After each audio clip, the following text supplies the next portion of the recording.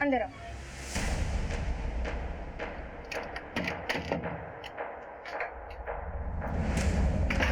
तुम बैठो सागर, मैं तुम्हारे लिए ठंडा लेकर आती हूँ।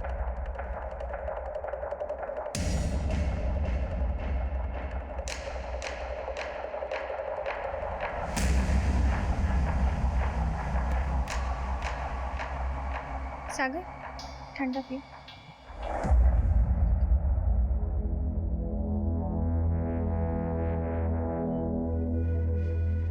क्या हुआ? आज फिर कुछ काजू नहीं हो गए क्या?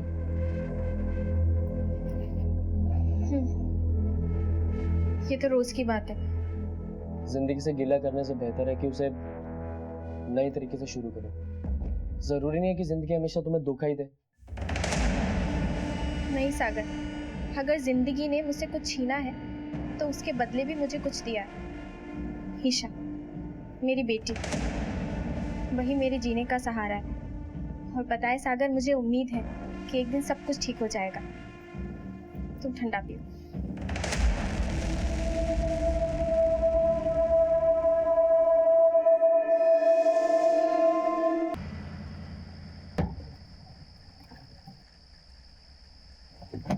अच्छा सुनो भावेश, हाँ।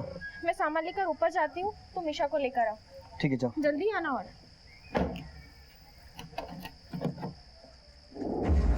ईशा,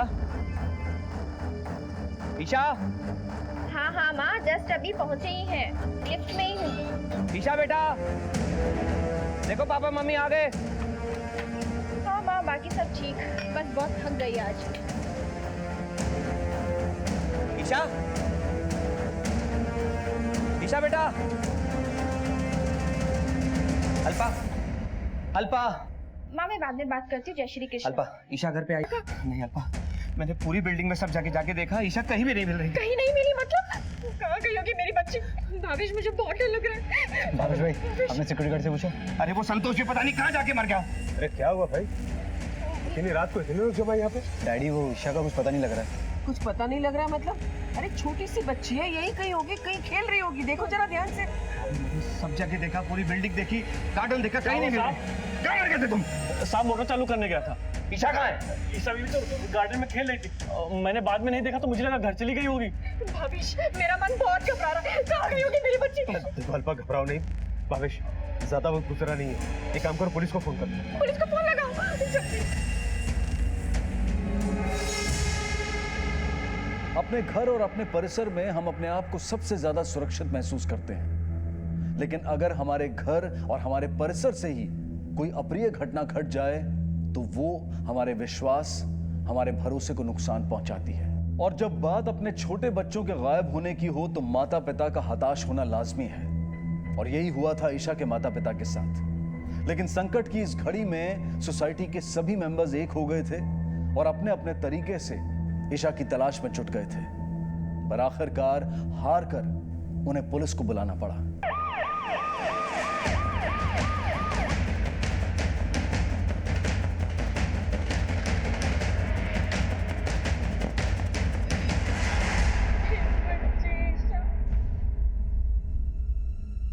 कहाँ गई होगी मेरी बच्ची?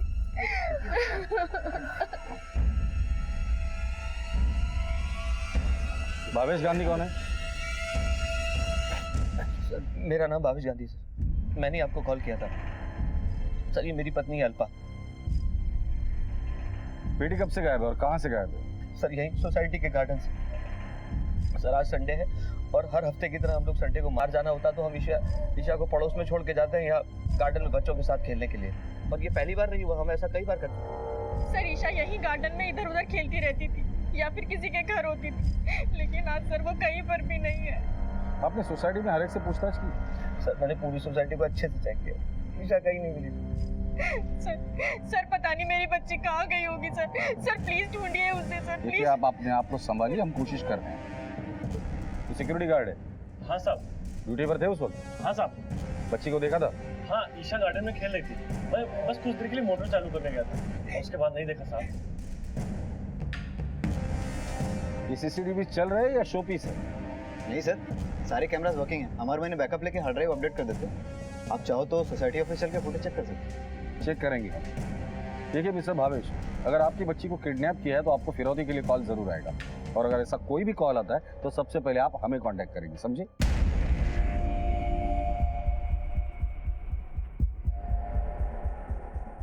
आप कितने बजे मार्केट के लिए निकले थे? सर तकरीबन 6 बजे के आसपास। 6 बजे के बाद की फुटेज दिखाओ। Okay sir. स्टॉप करो ये वाला। ये आपकी बेटी है? सर ये मेरी बेटी ईशा है सर। इस बच्चे के साथ खेल रही है? सर ये आरव है, इसी सोसाइटी का बच्चा।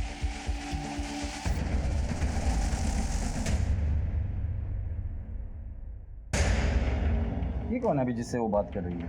सर ये सागर है, हमारी बिल्डिंग में रहता है।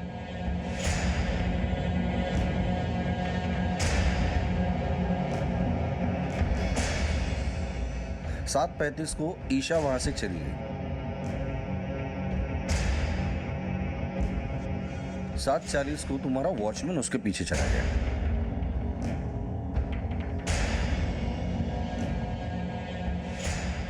ये गाड़ी किसकी बाहर जा रही है? संदीप माडिक की।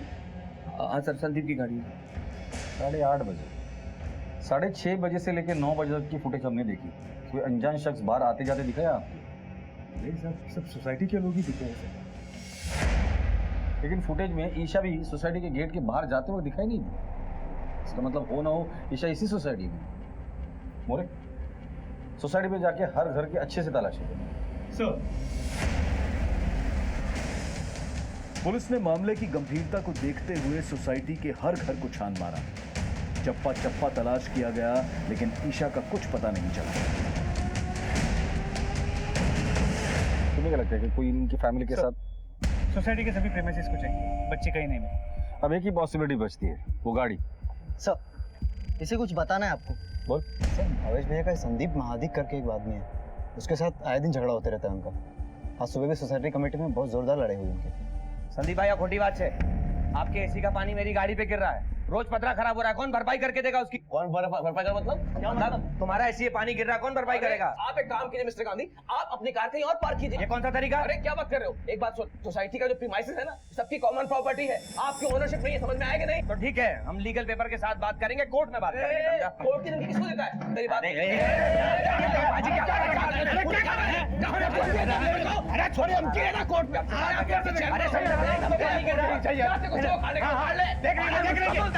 क्या कर रहे हैं? लड़ाई कर रहे हैं? फ्लैट नंबर क्या है उसका? सर 802। संदीप का है? वो तो बाहर गए हैं, कहाँ? पुणे, क्यों? किसी काम से। अभी थोड़ी देर पहले तक तो यहीं पर थे।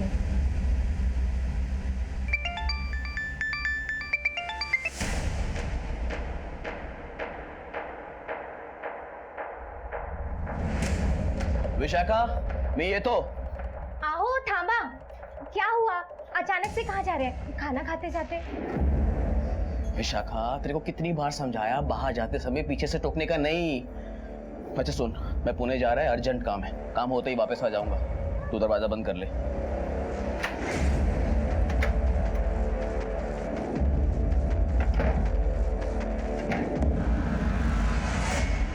पूना में किसके यहाँ गए? मुझे नहीं मालूम सर, उनके बिजनेस का मुझे कुछ भी नहीं पता है। घर से निकलने के बाद उन्होंने कॉल किया था तुम्हें? नहीं। नंबर दो उनका। हाँ जी, 9800।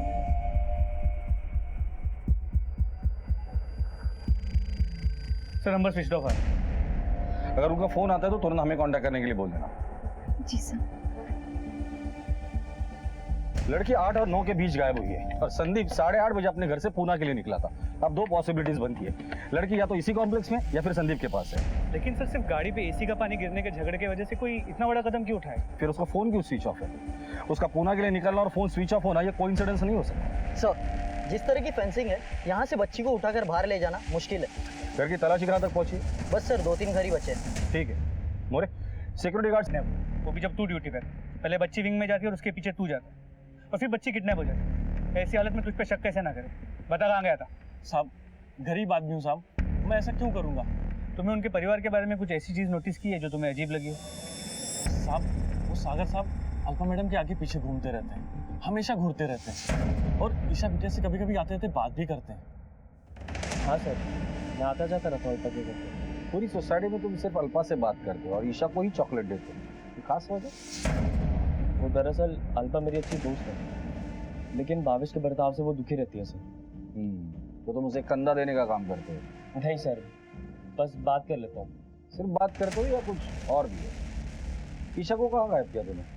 नहीं सर, मैं भला ईशा को क्यों गायब करूँगा? मेरे और अल्पा के बीच में ऐसा कुछ नहीं है। मैं उस टाइप का लड़का नहीं हूँ सर। तुम किस टाइप के लड़के हो इसका पता तो हम लगा ही लेंगे, लेकिन जब तक ये केस सॉल्व नहीं होता तुम शहर छोड़ के कहीं नहीं जाओगे। सर, मेरी ईशा किसी अजनबी के साथ नहीं जा सकती। कितनी छोटी है वो सर। सर, उसे ढूंढ के लाइए कहीं से भी, वरना मैं मर जाऊंगी। सर, मैं मर जाऊंगी। इन दिनों में आपने ऐसा कुछ नोटिस किया जो आपको अजीब लगा हो?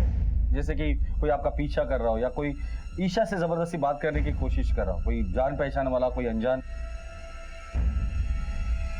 नहीं सर, हमने ऐसा कुछ भी नोटिस नहीं किया और ना ही ऐसा कुछ सोचा था कि हमारी बेटी के साथ ऐसा कुछ होगा।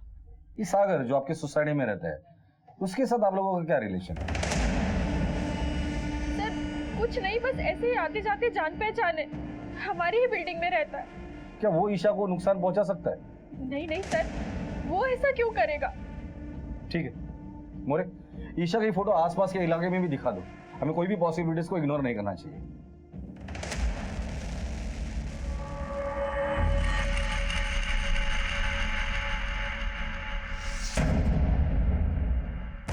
सीसीटीवी फुटेज में ईशा सोसाइटी से बाहर जाते हुए नहीं दिखाई दे रही, लेकिन फिर भी पुलिस टीम हर मुमकिन संभावना की जांच कर रही थी। पड़ोसी, रिश्तेदार, सबकी कड़ी छानबीन की जा रही थी, लेकिन ईशा के बारे में कोई सुराग हाथ नहीं आया था और हर गुजरते पल के साथ ईशा की जिंदगी खतरे में होने का डर बढ़ता जा रहा था।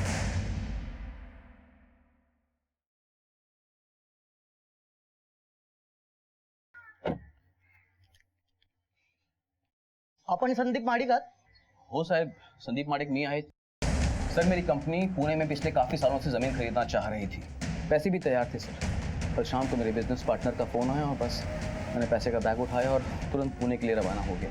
वो डील भी फाइनल होगी सर, और पेमेंट करके बस रातों रात में अभी पहुंचा हूँ मुंबई। सुबह तुम्हारा भावेश के साथ झगड़ा हो जाता है, उसी शाम भावेश की बेटी ईशा गायब हो जाती है, उसी शाम तुम्हें तुम्हारा बिजनेस पार्टनर का फोन आता है, तुम पुणे चले जाते हो। एक दिन में इतने सारे कोइंसिडेंस, थोड़ा अजीब नहीं लगता? वो सब मैं नहीं जानता सर, लेकिन मैं जो कुछ भी कह रहा हूँ बिल्कुल सच कह रहा हूँ सर। आप चाहिए तो मेरे बिजनेस पार्टनर से पूछ सकते हैं सर, मैं उनकी डिटेल्स देने को तैयार हूँ सर। वो तो डिटेल्स हम लेंगे ही और वेरीफाई भी करेंगे। सर आप समझते क्यों नहीं? सोसाइटी की छोटी मोटी झगड़े की वजह से ऐसा घिनौना काम मैं थोड़ा ही करूँगा। छोटे छोटे झगड़ों की वजह से बड़े बड़े जुर्म होते हुए हमने देखे हैं। अपने सारे डिटेल्स लिखवा देना और शहर छोड़कर जाने से पहले हमें इन्फॉर्म करें। दीक्षित, गाड़ी चेक करो इनकी। Okay sir. अरे कमाल करते सर आप समझते क्यों नहीं? मैं जो कुछ कह रहा हूँ सच कह रहा हूँ। आप लोग बिना मतलब कि मुझ पर शक कर रहे हैं, और वैसे भी आपको ईशा के बारे में पूछना है तो सर आप गुप्ता जी से क्यों नहीं पूछते? किसी की देर? क्योंकि कल शाम को जब मैं पुणे जा रहा था तो ईशा गुप्ता जी के घर के सामने खड़ी थी। तुम 8:30 बजे बिल्डिंग के गेट से बाहर निकले, इसका मतलब गुप्ता जी के यहाँ तुम 8:20 या 8:25 को पहुंचे होंगे। हाँ सर, तकरीबन यही समय रहा होगा सर। उस समय ईशा बॉल से खेल रही थी सर। जिस दिन ये हादसा हुआ उस वक्त आप लोग कहाँ थे? जी, मैं और पार्वती रिश्तेदार की शादी में गए हुए थे अंधेरी। कितने बजे? ये कोई 5 बजे के आसपास। लेकिन आप ये सारे सवाल हमसे क्यों पूछ रहे हैं? गायब होने के पहले ईशा को आपके फ्लैट के बाहर देखा गया था और शायद वो आखिरी बार। तुम उस वक्त कहाँ थे? मैं तो पढ़ाई कर रहा था। और कुछ नहीं सर। फिर 9 बजे के लगभग अल्पा भाभी ईशा के बारे में पूछने आई थी। तुमने ईशा को देखा था? नहीं सर। गुप्ता जी, वार्निंग नहीं लेकिन नसीहत दे रहा हूं मैं। ईशा को आपके फ्लैट के बाहर आखिरी बार देखा गया था रात 8:30 और 9 के बीच। अगर ईशा के बारे में आप लोग कुछ भी जानते हो तो अभी बता दो। अगर हमें पता चला ना तो वार्निंग देने का मौका भी नहीं दूंगा। 7 साल की ईशा गांधी को लापता हुए पूरा एक दिन बीत चुका था, लेकिन उसके बारे में कोई भी पुख्ता जानकारी अब तक पुलिस के हाथ नहीं लगी थी, और ना ही उसके माता पिता को फिरौती के लिए अब तक कोई कॉल आया था। पुलिस के लिए जैसे केस एक पहेली बन गया था। उनके तहकीकात के तरीके पर भी सवालिया निशान लगाए जा रहे थे, और इस तनावपूर्ण माहौल में एक ऐसी खबर आई जिसने इस केस को बेहद खतरनाक मोड़ दे दिया।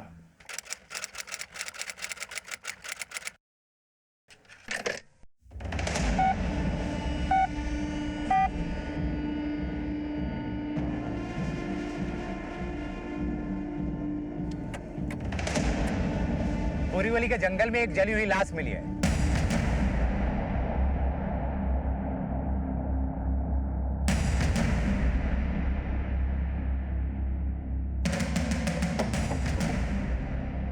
फोन कॉल के हिसाब से लोकेशन तो यही होनी चाहिए।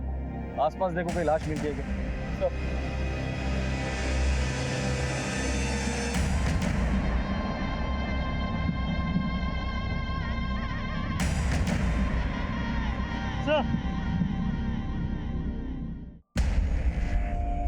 लाश तो बुरी तरह से जल चुकी।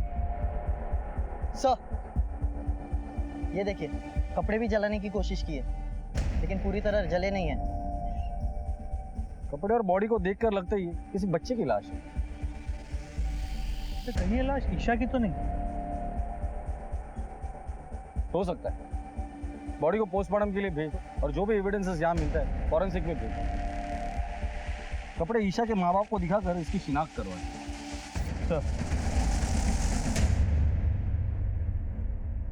क्या जिस माहौल में हम रह रहे हैं वहां हमारे बच्चे सुरक्षित हैं? क्या जिस व्यस्त जीवन शैली को हम व्यतीत कर रहे हैं उसमें हम अपने बच्चों की सुरक्षा का पूरा ख्याल रख पा रहे हैं? आज के दौर में जहां पति पत्नी दोनों काम करते हैं तो बच्चे या तो बेबी सिटिंग सेंटर्स में होते हैं, मेड्स के पास होते हैं या फिर पड़ोसियों के पास। और ऐसे में दिन भर उनके साथ क्या हो रहा है क्या हमें इसके बारे में पता होता है? एनसीआरबी यानी कि नेशनल क्राइम रिकॉर्ड ब्यूरो की एक रिसर्च के अनुसार बच्चों के अगेंस्ट क्राइम की संख्या पिछले कुछ सालों में हमारे देश में 300% बढ़ी है और ये आंकड़े काफी खतरनाक और चिंताजनक हैं। बोरीवली के जंगल में हमें एक बच्चे की जली हुई लाश मिली है और उसके बाजू में ये जले हुए कपड़े हैं। क्या ये ईशा के हैं?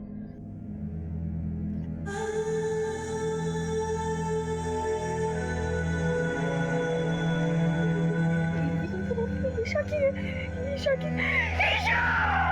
मेरे बच्चे! ईशा मामे, मेरे बच्चे! मैं इसे फोरेंसिक को भेज रहा हूँ। ईशा! मेरे बच्चे! ईशा!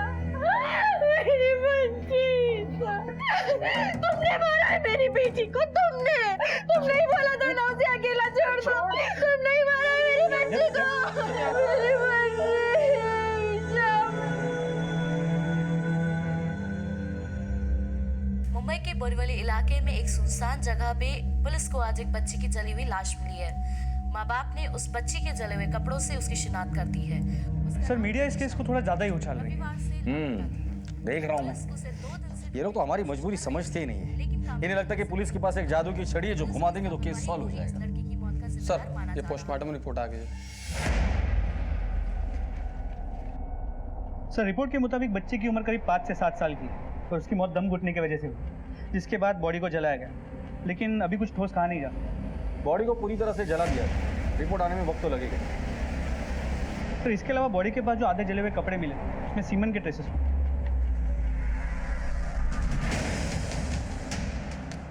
इसका मतलब बच्ची के साथ सेक्सुअल असॉल्ट हुआ है या तो रेप की कोशिश हुई। सैंपल्स को डीएनए टेस्टिंग के लिए लैब में भेजा गया। रिपोर्ट आने में वक्त लगेगा। सर, आपके ऑर्डर के मुताबिक हमने सोसाइटी के अगले 2 दिनों की फुटेज ऑब्जर्व की है, ज्याच्यात एक गोष्ट शक वाढवत आहे।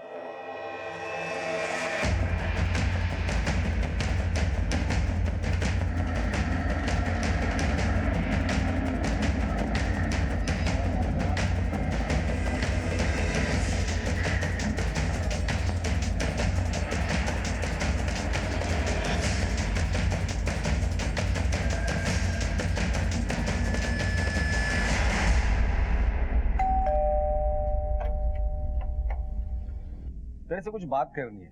पुलिस स्टेशन चल। मगर क्यों? चल बोला ना। माँ! चल। माँ! डैडी! अरे क्या हुआ सब? पूछताछ के लिए पुलिस स्टेशन लेके जा। अरे किसकी पूछताछ के लिए? ईशा मर्डर केस में। देखिए साहब, आपको जरूर कोई गलतफहमी हो रही है। मेरा बेटा ऐसा कर नहीं सकता। ले चलो इसे। मेरी बात सुनिए। साहब मेरी बात सुनिए। साहब मुझे को छोड़ दीजिए। देखिए गलतफहमी हो रही है। साहब लेकिन अब पता नहीं मेरे बेटे को ले जा रहे हैं। साहब एक मिनट। चलिए। साहब मेरी बात सुनिए। मैं समझता हूँ साहब, न्यूज़पेपर और अखबार में आपकी धज्जियां उड़ाई जा रही है। असली गुनहगार को तो आप पकड़ नहीं पा रहे। मेरे बेटे को बलि का बकरा बना रहे हैं आप। गुप्ता जी, आपके सोसाइटी में इतने सारे लोग हैं, हम आपके ही बेटे को बलि का बकरा क्यों बनाएंगे? ईशा गायब होती संडे रात को बुधवार रात को उसकी लाश मिली थी और मंगलवार रात को आपका बेटा एक बड़ा सा सूटकेस बाहर लेके जाते वक्त सीसीटीवी में दिखाई दिया है। देखिए इंस्पेक्टर साहब, मेरा बेटा मानती हूँ मैं कि आलसी है, निकम्मा है, लेकिन वो कभी किसी का खून नहीं कर सकता। अगर उसने कुछ किया नहीं होगा तो छोड़ दीजिए उसे। ले चलो इसे। सर्कमस्टेंशियल एविडेंस के आधार पर मोहित दोषी पाया गया, लेकिन मोहित के माता पिता और सोसाइटी के लिए ये आरोप अविश्वसनीय था, क्योंकि बचपन से ही सब उसे जानते थे। वो ईशा को अपनी छोटी बहन की तरह मानता था, लेकिन क्या पुलिस का ये शक सही था? शराब पीता? जी कभी कभी बियर पी लेता हूँ। संडे को क्या पिया था? कुछ नहीं सर। कौन देखता है ब्लू फिल्म्स? कभी नहीं सर। मोरे लैपटॉप चेक करो इसका। सर कभी कभी देख लेता हूँ सर। बैग कहाँ से लिया? कौन सा बैग सर? वही जिसमें ईशा को डालकर लेकर गया था। सर उस बैग में लास्ट ईयर की बुक्स थी जो मैं जूनियर स्टूडेंट को देने गया था बस। स्टूडेंट का नाम बता। जी वो सर वो मैं एनजीओ में देने गया था। एनजीओ का नाम बोल। वो आशा प्रकाश सर, ज्योति प्रकाश सर। लेके आ गया बैग उधर? नहीं सर, बैग चोरी हो गया। चरस गांजे का नशा करता है? नहीं सर। तो तेरे जेब में मैच बॉक्स कैसे मिला? जी कभी कभी सिगरेट पी लेता हूँ। लड़की को जलाने के लिए पेट्रोल कहाँ से मिला? जी मैच बॉक्स रहने का मतलब ये थोड़ी है कि मैंने लड़की को जलाया। तो फिर किसी को सुपारी दी थी? सर मैं कसम खा के बोलता हूँ सर, मेरा इस केस से कोई कनेक्शन नहीं है सर। बैग कहाँ है वो? सर बताया तो था सर, बैग चोरी हो गया। ब्लड सैंपल ले लो और मैच करो। से जली हुई हालत में पाई गई थी और इसी वजह से उसकी फोरेंसिक जांच और डीएनए जांच में देरी लगी, और यही कारण था कि मोहित को अरेस्ट करने के बाद 90 दिनों तक पुलिस चार्जशीट फाइल नहीं कर पाई। मोहित के पिता शिवलाल गुप्ता की अदालत में की गई अपील मंजूर हो गई और मोहित को जमानत मिल गई। भावेश और अल्पा अपनी बेटी की मौत के सदमे से अभी तक उबर भी नहीं पाए थे कि मोहित को जमानत मिलने की खबर से उनका क्रोध उमड़ आया। जेल के माहौल ने मोहित पर भी काफी असर छोड़ा था। जमानत के बाद मोहित अपनी जिंदगी में वापस लौट चुका था, लेकिन लोगों का उसकी तरफ देखने का नजरिया बदल चुका था। मोहित के बर्ताव में भी काफी बदलाव महसूस हो रहा था, और ये इस कहानी के भयानक अगले अध्याय की आहट थी। माँ सुन तो। कुछ नहीं सुनना मुझे। मेरी बात तो सुन। एक भी बात नहीं सुननी मुझे तेरी। अरे माँ मेरी बात सुन। मेरे से बात मत कर, मैंने कहा ना तुझे। माँ सुन तो बात। मैं आज के बाद कभी जुआ खेलने नहीं जाऊंगा। अच्छी बात है। माँ तो मुझसे ऐसे क्यों बात कर रही है? मुझे तुझसे बात करने से भी डर लगता है। तुझे जेल से छुड़ाना ही नहीं चाहिए था हमें। पार्वती ये क्या बातें कर रही हो? नहीं डैडी, माँ ठीक करी। मुझे जेल से छुड़ाना ही नहीं चाहिए। जब खुद की माँ को मुझ पर भरोसा नहीं है तो क्या फायदा?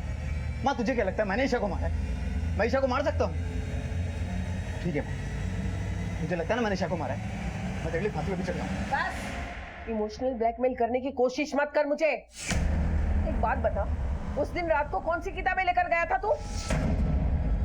तू पुलिस को चकमा दे सकता है, मुझे नहीं। ये बीती बातें लेकर बातें करने क्या फायदा? क्या बीती बातें? क्या बीती बातें? हाँ? जब देखो तभी बेटे का साइड लेते रहते हो। अरे बड़ी मुश्किल से अभी तो पुलिस से छुड़ा के लाया हूं उसे। बस आपकी वजह से ये बिगड़ता है। जब देखो तब बस बेटा बेटा बेटा, और कुछ खराब हो जाए तो उसके बाद माँ के ऊपर जाता है सब कुछ। दिन भर तुम्हारे पास ही रहता है ना। देखा, आ गए ना अपनी औकात पे। औकात पे मैं ही बुरी बन गई आपके सामने।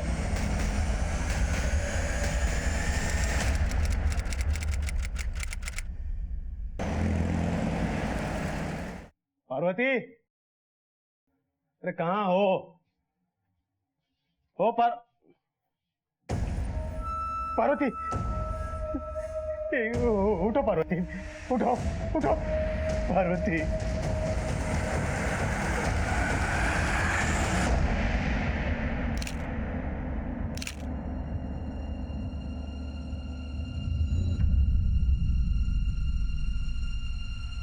गुप्ता जी के मुताबिक उनकी बीवी के हाथ में 2 सोने के कंगन थे जो गायब है, और कबर से करीब 5 से 6 हजार रुपए भी गायब है।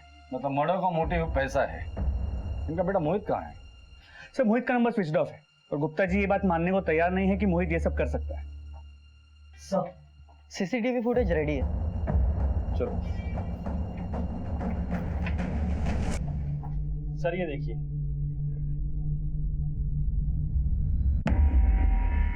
जूम कर। मोरे देखो, हमारा शक सही निकला। मोहित हाथ में प्लास्टिक की थैली लेके जा रहे हैं। मुझे लगता है मिसेस गुप्ता को मारने के बाद वो गेट से बाहर जा रहे हैं। काम करो। इस मोहित की फोटो हर पुलिस स्टेशन में सर्कुलेट कर दो। सर इनिशियल इन्वेस्टिगेशन में ये भी पता चला कि मोहित ने एक बाइक चोरी की, उसे जुआ खेलने की लत लग गई, पैसे कमाने का भूत सवार।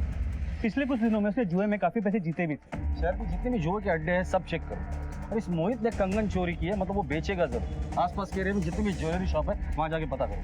सर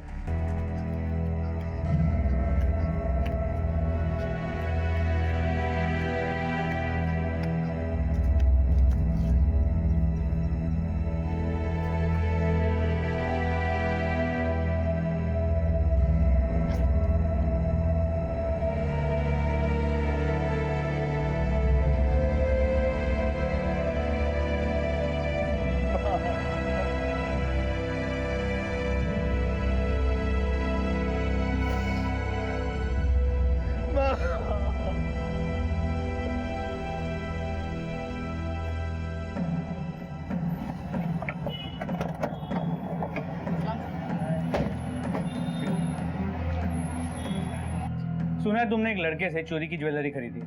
नहीं सर, आपको किसी ने गलत इन्फॉर्मेशन दिया है और मैं चोरी का माल नहीं खरीदता। तुम लोग बिना मार खाए सच नहीं बोलते हो ना? दीक्षित घेऊन चलेला। चलिए भाई चल। मैं कुछ नहीं किया सर, मैं कुछ नहीं किया। मेरी बात सुनो। जब 2 डंडे सही जगह पे पड़ेंगे ना सब सच याद आ जाएगा। चल सर बताता हूँ सर। बोल। वो 3 बंदे थे सर। 3 बंदे? जी सर। सीसीटीवी कैमरा का फुटेज मुझे देखना है। जी सर, मैं दिखाता हूँ।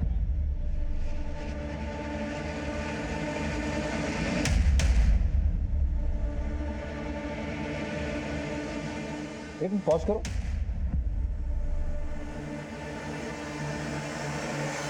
ये तो पीटर और जॉन है, चेन स्नैचर।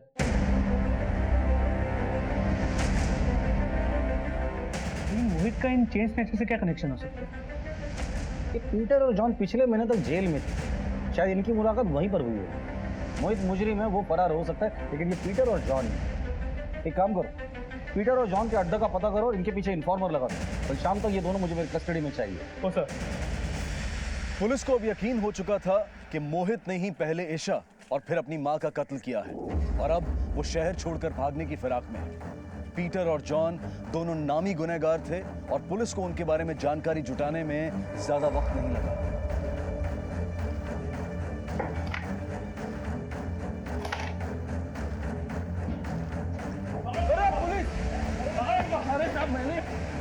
मैंने मिस नहीं किया साहब। हम मत मारो साहब, साहब मत मारो साहब, बताता हूँ साहब, साहब मत मारो साहब, साहब मत मारो, बताता हूँ साहब, मत मारो साहब, बताता हूँ साहब, मत मारो साहब, पुणे जाने वाला है साहब वो। सर पुणे जाने से पहले वो बैंगलोर जाने वाला है और बैंगलोर जाने के बाद वो पुणे जाएगा, लेकिन उससे पहले क्या? उससे पहले उसे किसी को मारना है साहब।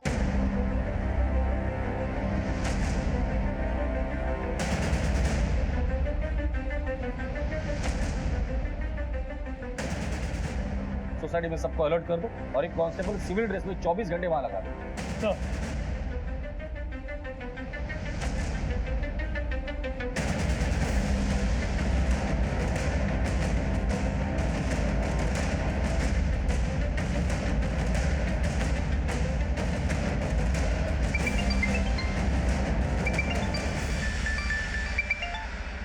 हेलो,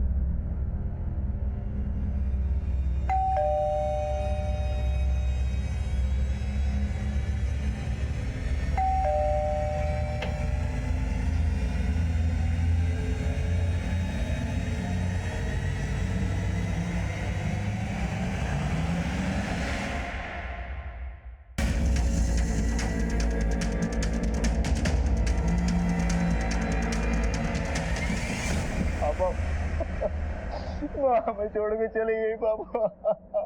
इतना प्यार करता था तो फिर उसे मारा क्यों? मैं अपनी माँ को कैसे मार सकता हूँ? घर छोड़कर भागा क्यों? फूल भी यहाँ पर छोड़कर गया। माँ पर तुझे तरस भी नहीं आया? उस बच्ची को मारते हुए तुझे शर्म नहीं आई? अरे सच कहती थी तेरी माँ। तेरे लाड़ प्यार ने तुझे बिगाड़ दिया।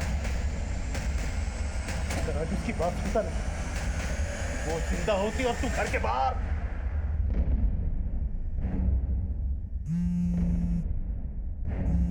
अगर मुझे पता होता कि मेरे लॉर्ड डर से तेरी ये हालत होती तो तुझे उसी वक्त मार दिया होता।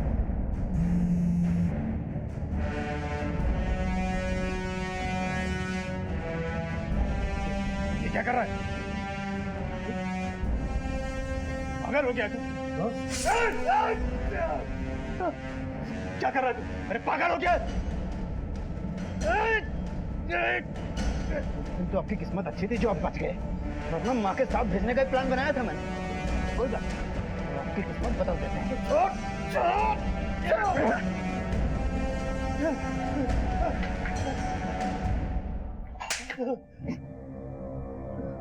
क्यों मारा?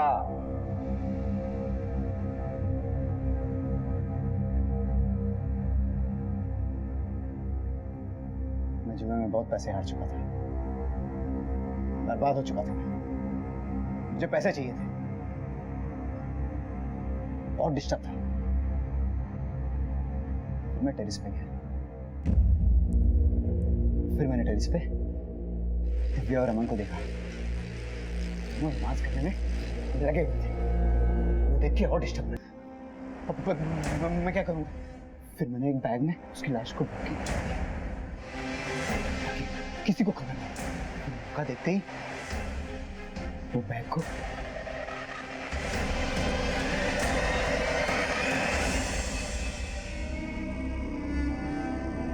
मैंने बोरीवली के पास वाले जंगल में उसकी लाश के कपड़े उतार के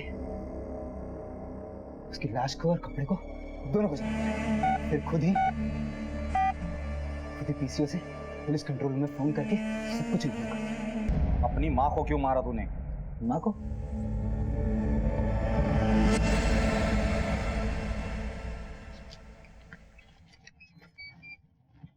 हाँ, पैसे चाहिए। पहले अपना गुनाह कबूल कर क्या?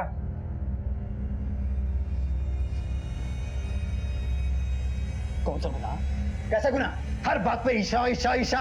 वो तुम्हारी औलाद है। मैं इसी बात की तो शर्म आती है मुझे कि तू मेरा बेटा है। तो तुझे सिर्फ बेल मिली है, रिहाई नहीं मिली है। एक न एक दिन फांसी का फंदा जरूर तेरे गले में पड़ेगा। बाद में होगा। अरे अरे मेरी चाबी दे, चाबी दे मेरी, दे मेरी चाबी दे। हट जा माँ। मेरी चाबी दे, दे मेरी चाबी।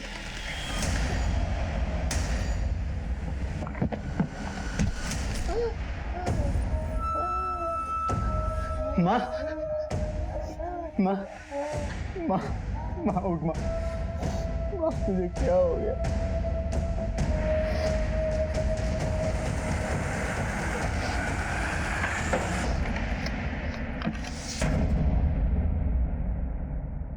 माँ ऐसी होती है क्या?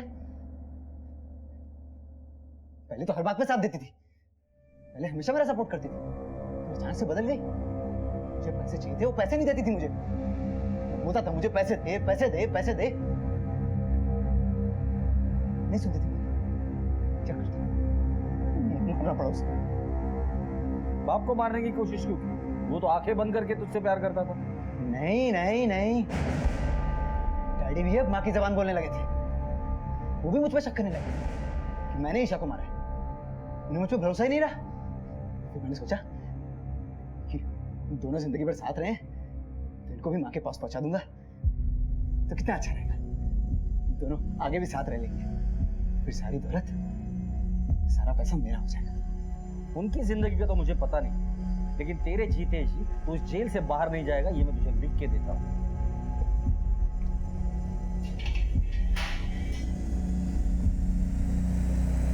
अदालत ने मोहित को ईशा गांधी को अगवा करने, उसे सेक्सुअली मोलेस्ट करने और कत्ल करने के इल्जाम में कुल मिलाकर 46 साल की सजा सुनाई है। मोहित पर अपनी मां के कत्ल करने का मुकदमा अब भी कोर्ट में चल रहा है। शायद किसी ने भी नहीं सोचा था कि मैकेनिकल इंजीनियर के सुनहरे सपने वाला मोहित हमेशा के लिए जेल की सलाखों के पीछे लुप्त हो जाएगा। अपने बच्चों की गतिविधियों पर नजर रखें, उन्हें सही और गलत के बीच का अंतर बताएं, उनसे खुलकर बात करें। इस बात का ध्यान रखें कि लाड प्यार और लापरवाही से की गई अनदेखी कहीं उनकी बर्बादी की वजह न बन जाए। इसी विचार के साथ अब मैं अनूप सोनी आपसे विदा लेता हूं। फिर मुलाकात होगी अगले एपिसोड में एक और चौंका देने वाले केस के साथ। तब तक अपना और अपने परिवार का ख्याल रखें और देखते रहें क्राइम पेट्रोल सिटी क्राइम्स। सबक एक को सीख हम सबको। जय हिंद।